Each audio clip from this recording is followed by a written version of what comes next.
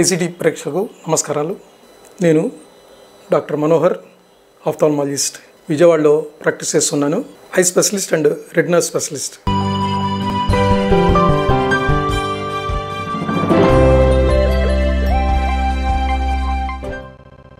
Doctor గారు, మనిషి అవయవాల్లో నేత్రాలకున్న ప్రాధాన్యత ఏమిటి?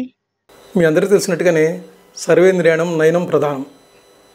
అంటే మన ప్రతి సెన్స్ కూడా ముఖ్యంగా నేత్రం నుంచి మనం తీసుకుంటాం. అంటే దాన్ని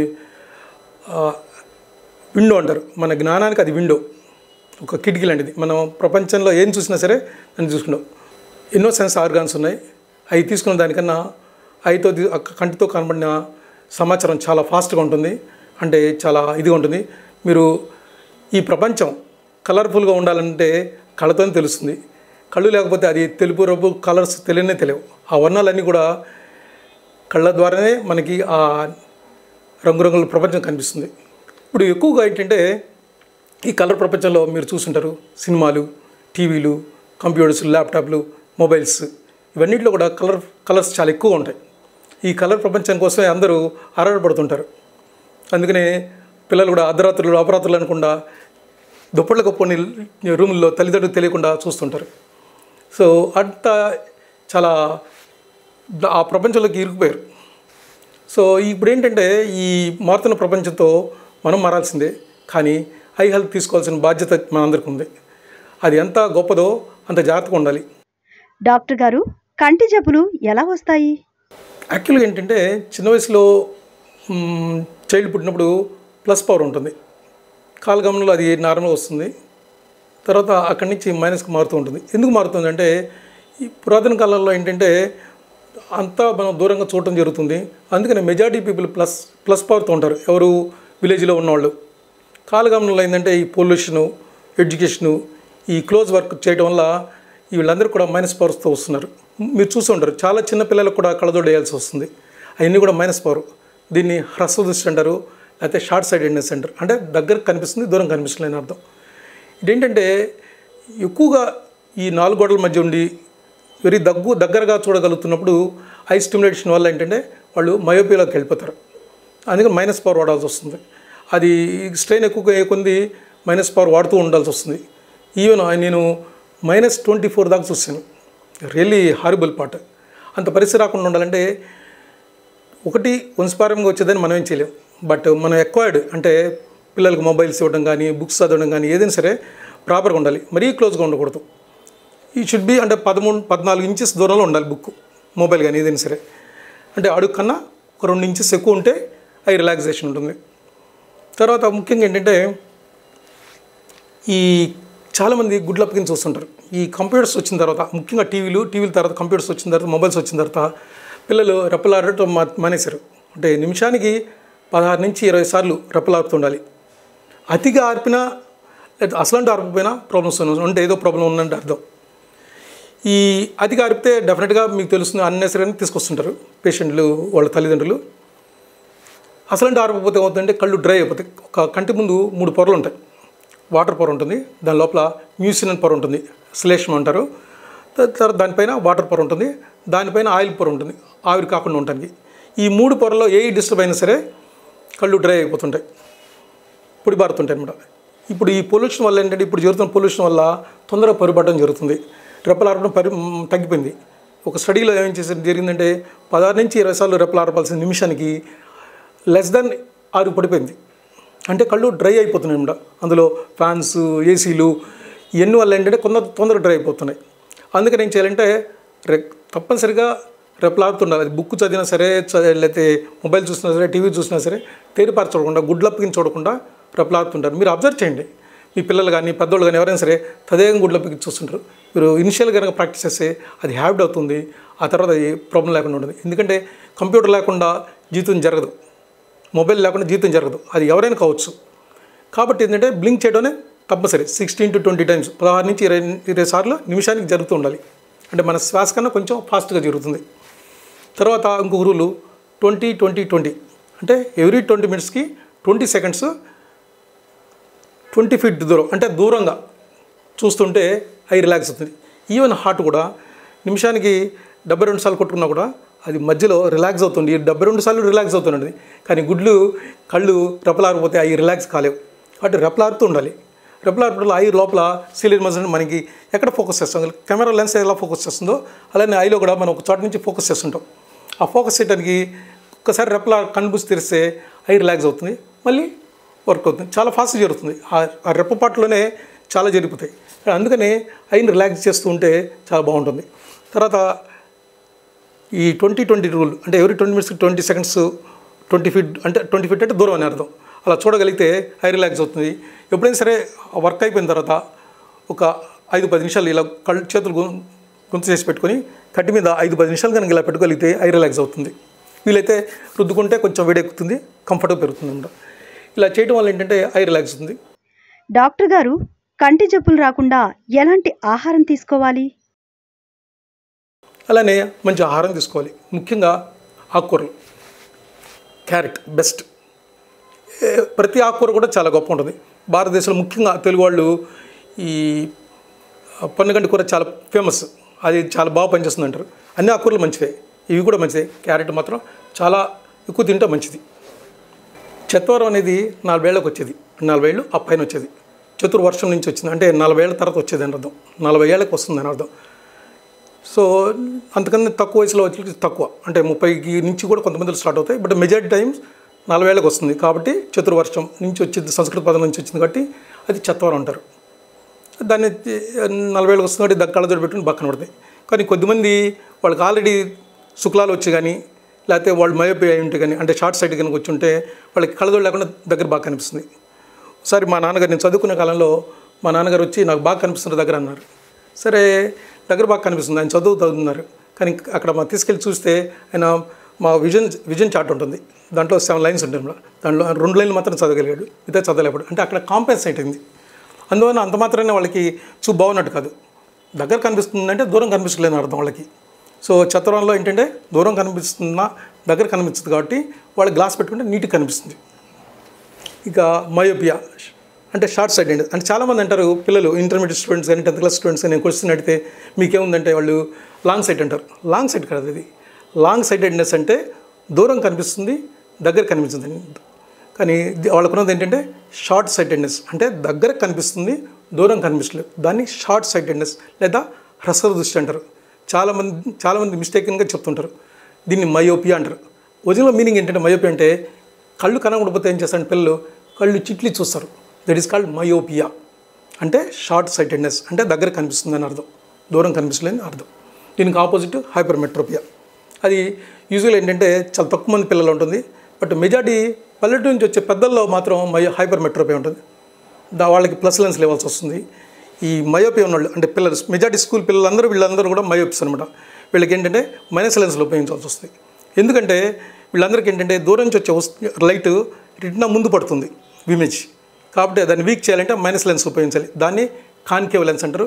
అది కానీ కరెక్ట్ ఇచ్చినప్పుడు రెటినా మీద పడుతుంది. సో క్లియర్ విజన్ కనబడుతుంది. పిల్లలందరిలో ఉండేది కూడా మెజారిటీ 99% దే ఆర్ మయోపియా అంటారు. డాక్టర్ గారు, శుక్లాల గురించి వివరించండి. శుక్లం అంటే తెలుపు. అంటే మన కంట్లో ఒక లెన్స్ ఉంటుంది, కట్టకం అంటారు లేకపోతే లెన్స్ అంటారు, భూతద్దం. ఈ భూతద్దం ఏం చేస్తుందంటే దూరం నుంచి వచ్చిన వస్తువుని ఇమేజ్ని లైట్ని కంటి మీద పడేటట్టు చేస్తుంది, కంటి రెటినా మీద పడేటట్టు చేస్తుంది. కాలగమనంలో ఏమవుతుందంటే ఇది మసకబారుతుంది. అంటే కిటికీకి అద్దాలు ఇలా మసకబడుతుంది, అలా మసకబడడానికి ఆస్కారం ఉంది. అలా మసకబడటాన్ని శుక్లం అంటారు. దానివల్ల ఇమేజ్ సరిగ్గా కనిపించదు. ఇది ముఖ్యంగా భారతదేశంలో చాలా ఎక్కువ, అంటే భూమధ్యరేఖకి దగ్గరగా ఉన్న కంట్రీస్లో చాలా ఎక్కువ ఉంటుంది. ఎందుకంటే మెజారిటీ పీపుల్ అగ్రికల్చర్ పీపుల్, వీళ్ళు వ్యవసాయం చేస్తుంటారు, ఎండలో ఎక్కువ ఉంటారు. ఎండలో ఉన్న అల్ట్రావైలెట్, ఇన్ఫ్రారెడ్ ఈ రేస్ అన్నీ కూడా లెన్స్ మీద పడి కాలగమనంలో వెరీ ఫాస్ట్గా మిగతా వాళ్ళకన్నా ఫాస్ట్గా అది తెల్లగా అవుతుంది, అంటే మసకబారుతుంది. మసకబారటం వల్ల లైట్ రేస్ వెలుతురు రెటినా మీద పడకుండా డిస్టర్బ్ అవుతాయి. దాన్ని ఏం చేయాలంటే దాన్ని శుక్లాన్ని తీసేసి దాని ప్లేస్లో దానికి ఈక్వలెంట్ పవర్ని ప్లాస్టిక్ లెన్స్ని పెడతారు. దీన్ని IOL అంటారు, ఇంట్రా ఆక్యులర్ లెన్స్ అంటారు. ఇది గత 40 ఏళ్ళుగా ప్రచారంలో ఉంది. ఈ IOL పెట్టడంలో రకరకాల పద్ధతులు వచ్చినాయి. మొట్టమొదటిలో 180 degrees కట్ చేసి నలుగుడు చుట్టూ కట్ చేసి తలుగుడు మీద నుంచి తీసేసి కుట్లేసేవాళ్ళు. ఇప్పుడు ఏంటంటే small incision cataract surgery, micro surgery అంటారు. చిన్నగా ఓపెన్ చేసి లోపలికి వెళ్ళి శుక్లం పాటు ముందు పొర ఉంటుంది, పల్చడి పొర, క్యాప్సూల్ అంటారు, యాంటీ క్యాప్సూల్. దాన్ని తీసేసి లోపల తెల్లగా ఉంటుంది కొబ్బరిలాగా, అంటే కరెక్ట్గా చెప్పాలంటే ఈ తాటి నుంచిలాగా ఉంటుంది. అది తీసేసి ఒక పల్చని పొర ఉంచుతారు, దాని మీద లెన్స్ పెడతారు. ఇప్పుడు ఏంటంటే ఫ్యాకో అని ఇంకో టెక్నిక్ వచ్చింది. అంటే సూది లాంటి బెజ్జం పెట్టేసి దాంట్లో సూదిని పంపిస్తే లోపల ఆ లెన్స్ని ఎమల్సిఫికేషన్ చేస్తారు. అంటే పచ్చ తెలుగులో చెప్పాలంటే పచ్చడి చేయడం జరుగుతుంది అనమాట. గుజ్జుని తీసేసిన తర్వాత దాని ప్లేస్లో అద్దాన్ని, ఆ చిన్న బెజ్జం నుంచి అద్దం వెళ్ళదు కాబట్టి అద్దాన్ని మడత పెట్టేసి లోపల పెడతారనమాట. లోపలికి వెళ్తే అద్దం పారిపోయి ప్రాపర్ పొజిషన్కి వస్తుంది. It's a excellent technique. ఇప్పుడు ఇంకా కొత్తగా ఏంటంటే లేజర్, అంటే లేజర్ గైడెడ్, అంటే ఫ్యాకోతో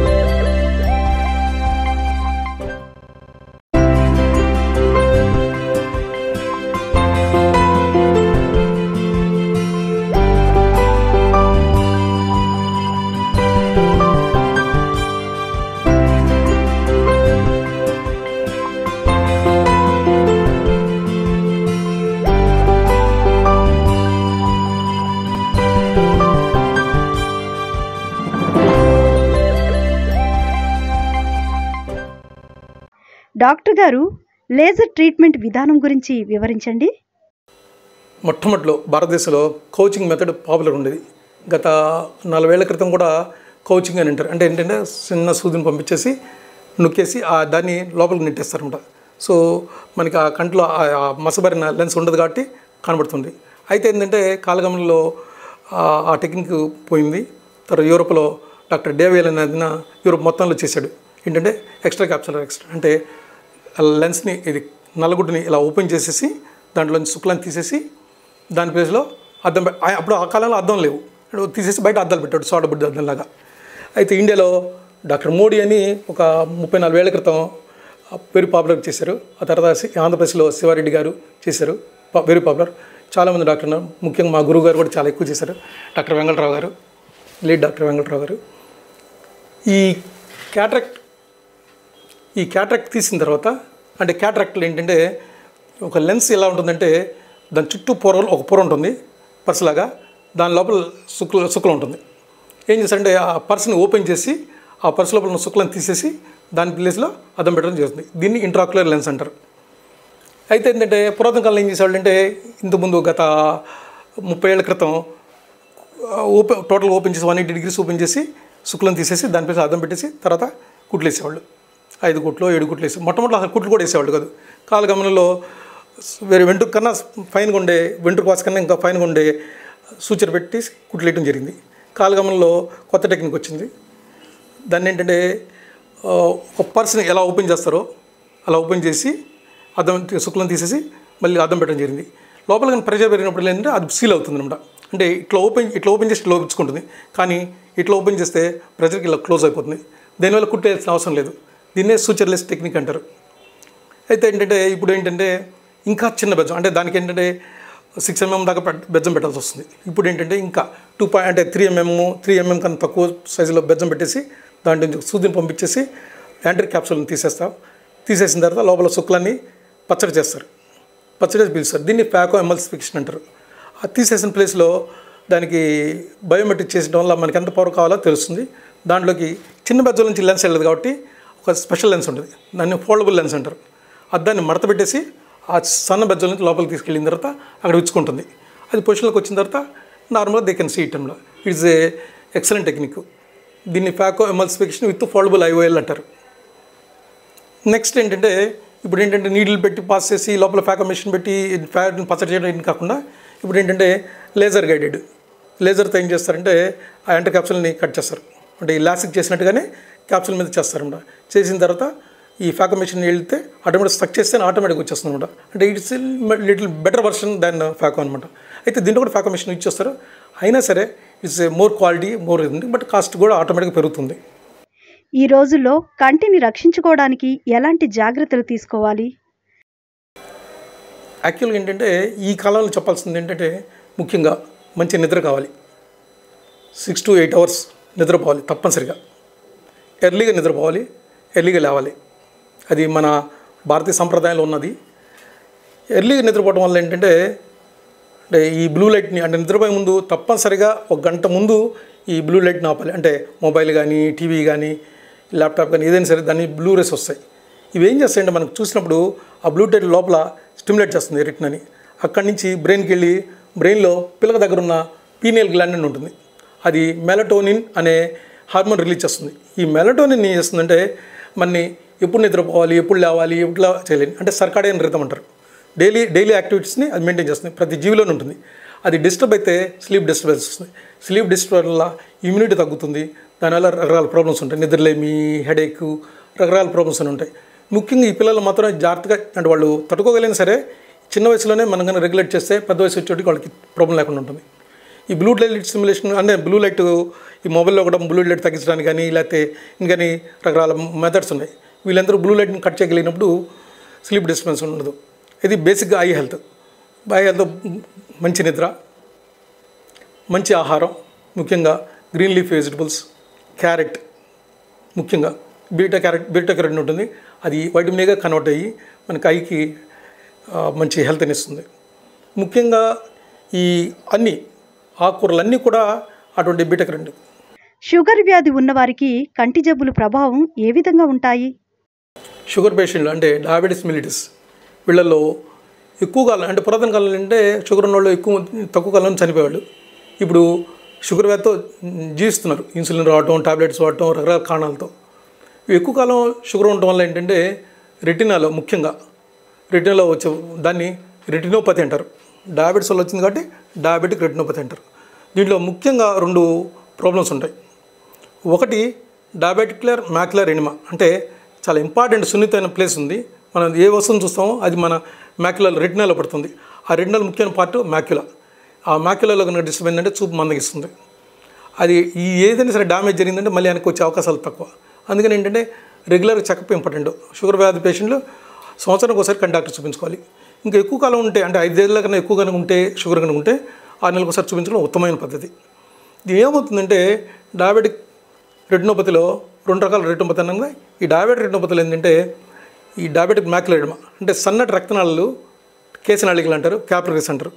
ఇవి దీంట్లో దాని చుట్టూ ఉపర ఉంటుంది. దీన్ని పెరిసైట్ అంటారు. అంటే మనకి సైకిల్ చక్రంలో ట్యూబు టైర్ ఉంటుంది. టైర్ అనేది దాన్ని పట్టుకొని ఉంచుతుంది. లోపల టైర్ అనేది ట్యూబ్ను పట్టుకుని ఉంటుంది. ట్యూబ్లోంచి గాలి ఉంటుంది. అలానే ఏంటంటే శరీరంలో కూడా ఆ ట్యూబ్లో అంటే కేశనాళికల్లో రక్తం పారుతూ ఉంటుంది. దానిపైన గట్టిగా ఉండే సైకిల్ ట్యూబ్ లాగానే సైకిల్ టైర్ లాగానే ఒక పెరిసైట్ అంటారు. అది కాలంలో డ్యామేజ్ జరుగుతుంది.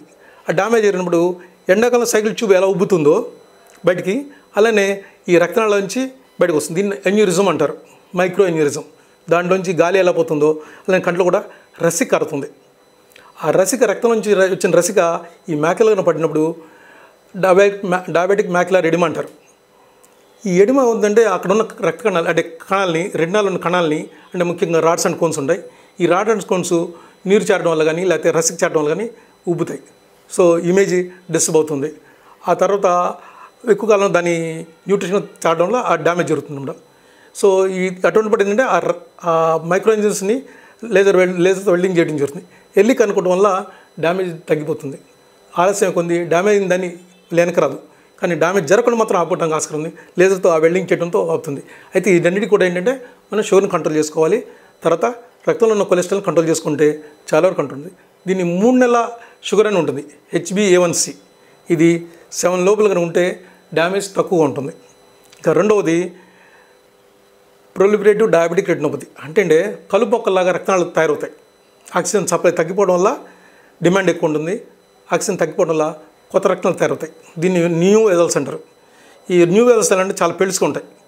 ఇవి కాలగమనంలో ఏంటంటే పగిలిపోయి రక్తం కారుతుంది కంట్లోకి. దానివల్ల అంటే లోపల ఈ ఫైబ్రో టిష్యూ అంటారు, అంటే తారపుగులా తయారయ్యి రెటినా లాగేసి ఊడిపోవడం జరుగుతుంది అనమాట. ఈ జరగకుండా ఏం చేస్తారంటే కంట్లోకి ఇంజెక్షన్ ఇచ్చి అంటే ఆ రక్తనాళాలు కుంజించడం జరుగుతుంది. ఆ తర్వాత లేజర్ చేస్తే ఎర్లీ కనుక్కోవడం వల్ల ఏంటంటే ఈ డ్యామేజ్ జరగకుండా ఉంటుంది. సో అందుకని రెగ్యులర్గా డయాబెటిక్ పేషెంట్ ప్రతి సంవత్సరం కూడా కంటి డాక్టర్ చూపించడం ఉత్తమం. కంటి అలర్జీ గురించి వివరించండి. ఈ కంటికి వచ్చే ఎలర్జీ అంటే ముఖ్యంగా వెర్నల్ కంజంక్టివిటిస్ అంటారు, స్ప్రింగ్ క్యాటార్ అంటారు, లేకపోతే ఈ సీజనల్గా వచ్చే సీజనల్ అలర్జీ కంజంక్టివిటిస్, అలానే సంవత్సరం పాటు పెరినియల్ కంజంక్టివిటిస్ అంటారు, ఎలర్జీ కంజంక్టివిటిస్. అలా కాకుండా కొద్దిగా అంటే ఈ ఎలర్జీ ఎలాంటిది అంటే మనకి ఇక్కడ వస్తే ఊపిరితిత్తులకు వస్తే ఆస్తమా అంటాం, తుమ్ములు వస్తేనేనా అదే ముక్కు వస్తేనేనా ఎలర్జీ అని అంటున్నాం, అలానే చర్మం వస్తే చర్మ ఎలర్జీ అంటాం, అలానే కంటికి వస్తే ఎలర్జీ అంటారు. కంటి ఎలర్జీలు ఏంటంటే కళ్ళు బాగా నలుపుతుంటారు పిల్లలు. ఈ ఎక్కువ కాలం నడపడం వల్ల ఏంటంటే గుండ్రంగా ఉండాల్సిన కన్ను కోన్లాగా తయారవుతుంది. దీన్ని కెరటోకోనస్ అంటారు, ఎక్కువ కాలం కనుక రబ్ చేస్తుంటే. సో దానికి చాలా పెద్ద ప్రాబ్లం. అండ్ పిల్లలు కనుక ఏమాత్రం కనుక నలుపుతుంటే మాత్రం ఇమీడియట్ డాక్టర్ చూపించండి. ఆ కంట్రోల్ చేసుకోగలిగితే వాళ్ళకి ఫ్యూచర్లో వచ్చే ప్రాబ్లమ్స్ మాత్రం ఈజీగా ఉంటుంది, కంట్రోల్ చేయడానికి ఆస్కారం ఉంది. అలానే ఈ ఎలర్జీలు ఏంటంటే ఎలర్జీ కాకుండా ఇప్పుడు కళ్ళ కలకాని గత నేను 20 ఏళ్ళుగా ప్రాక్టీస్ చేస్తున్నాను. ఈ 20 ఏళ్లలో కంజంక్టివిటిస్, వైరల్ కంజంక్టివిటిస్ అంటే కళ్ళ కలక అంటారు. తమిళనాడులో ఏరియాలని మద్రాస్ అంటారు, నార్త్ ఇండియాలో బీహార్ ఏరియాలోనే జై బంగ్లా అంటారు, మిగతా చోట్ల ఆంఖాయ అంటారు. ఈ కళ్ళ కలక ఏంటంటే వైరస్, అంటే జలుబు లాంటి వైరస్. ఓ రకంగా చెప్పాలంటే ఇది కరోనా వైరస్ లాంటిది. అయితే కరోనా వైరస్ అంటే ప్రాణాలు తీస్తుంది కాబట్టి భయపడుతుంటాం, కళ్ళకి వస్తుంది కాబట్టి కొంచెం గుర్రెలు బాధిస్తుంది, ఒక్కసారి చాలా సివియర్ వస్తుంది, దగ్గర 2 వారాలు బాధిస్తుంటుంది. ఈ మధ్యకాలంలో ఏంటంటే ఇదివరకు ఏంటంటే 3 రోజులు వచ్చేది వ్యాపాక్ ట్యూబ్, అంటే క్లోరోమైసిన్ అప్లికాస్ పెట్టేవాళ్ళు, 3 రోజులు తగ్గిపోయింది. బట్ ఈనాడు అట్లుగా జరగట్లేదు, దగ్గర 15 రోజులు బాధిస్తుంది, 2 వారాలు బాధిస్తుంది. అంటే నల్లగుడ్డ మీద చుక్కలు రావడం, అవి మారుతూ ఉంటాయి, దానివల్ల నీళ్లు కావడం, సివియర్ ఎలర్జీ, కొంతమంది రకరకాలుగా ఎర్రగట్టు కళ్ళు అడ్డుపోవడం, రకరకాలు జరుగుతుంది. సో అటువంటిప్పుడు ఏంటంటే డాక్టర్ని కలిస్తే దానికి సంబంధించిన వైద్యం జరుగుతుంది, ఈజీగా ఉంటుంది. అయితే ఇది అంటువ్యాధి కాబట్టి పాసిబిలిటీ ఉంది, మిగతా వాళ్ళు కూడా వచ్చే అవకాశాలు ఉన్నాయి. అది దూరంగా ఉన్నా కూడా రావచ్చు, అంటే గాలిలో కూడా వచ్చి మిగతా వాళ్ళు కూడా అంటుకోవచ్చు. కాబట్టి వీళ్ళందరూ దూరంగా ఉంటే మంచిది.